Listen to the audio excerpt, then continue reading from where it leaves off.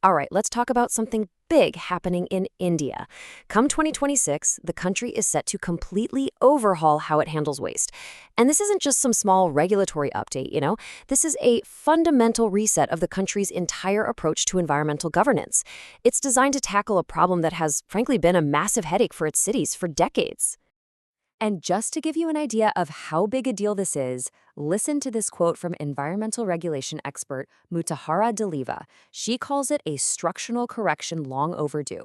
So we're not just talking about cleaner streets here.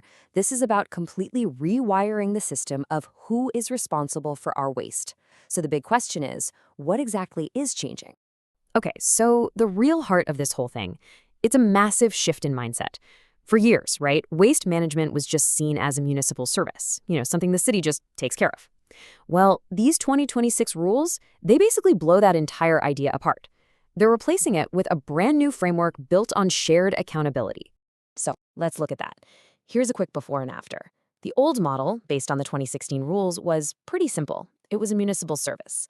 But the new model, it's all about shared accountability. And look closer, because it's not just about sharing the work.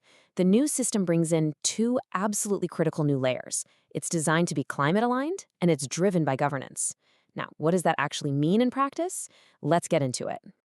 Well, this whole transformation is being driven by 5 key reforms. You can think of these as the engine that's going to make this new system actually work. So let's break them down, one by one. First up, mandatory 4-way segregation at the source. This means every single household, every business is going to have to separate their waste into these 4 streams: wet, dry, sanitary, and special care. And like the source material points out, this isn't just about putting out a few different colored bins. This is a question of societal discipline. It's going to take a huge behavioral shift all across the country. Second, the polluter pays principle, well, it finally gets some teeth. For decades, it was really more of a suggestion, right? The enforcement was weak, accountability was all over the place. The new rules completely changed that.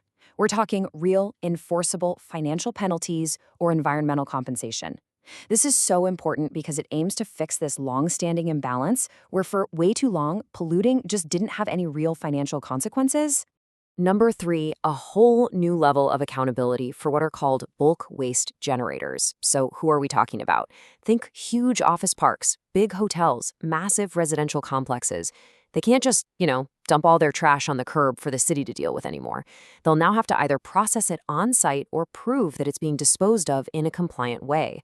This is a huge deal for decentralizing responsibility, especially in India's fast-growing cities. Fourth, and this is a big one, we're taking a major leap into the digital age. A new centralized portal is being set up to track waste from the moment it's picked up all the way to its final disposal. Now, you have to understand, one of the biggest problems for environmental policy in India has always been a lack of reliable data. This kind of real-time monitoring, honestly, it could be an absolute game changer for governance. And number 5, this is really forward-thinking. For the very first time, waste management is being officially and directly linked to climate policy. This is such a modern, holistic way to look at it.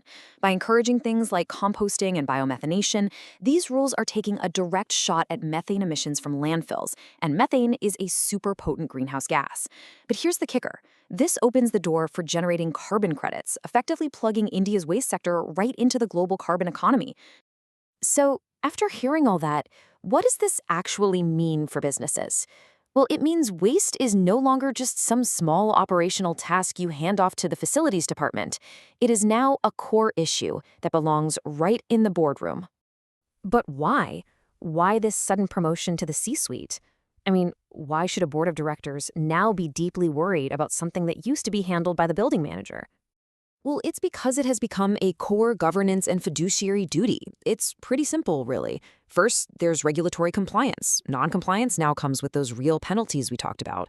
Then you have investors, who are increasingly demanding accurate ESG disclosures. And guess what? You can't have those without solid, verifiable, auditable data on your waste. This means that independent directors on corporate boards now have a legal and ethical duty to oversee this stuff, making it a truly critical part of corporate governance. Okay, so a policy can look amazing on paper, but the real test, always, is implementation. So let's zoom in on a really unique and challenging region, Jammu and Kashmir, to see how these rules might actually play out in the real world. Now, Kashmir is a really fascinating case study here. It's got this mix of serious hurdles and unique opportunities. On the one hand, you've got infrastructure deficits, really difficult geography, and frankly, low public awareness about segregation. But on the other hand, its economy is so dependent on tourism, which gives it this powerful built-in incentive to be clean. On top of that, a lot of its waste is organic, which makes composting a really viable option. And it has strong community systems that could be leveraged for decentralized solutions. And for a place like Kashmir, let's be honest, the stakes couldn't be higher. We're talking about these beautiful, ecologically fragile tourist spots like Gulmarg and Pahalgam. Here, non-compliance with waste rules isn't just a minor regulatory slip-up anymore. It's a direct threat to the region's economic lifeline. And this brings us right back to the central theme of this whole thing.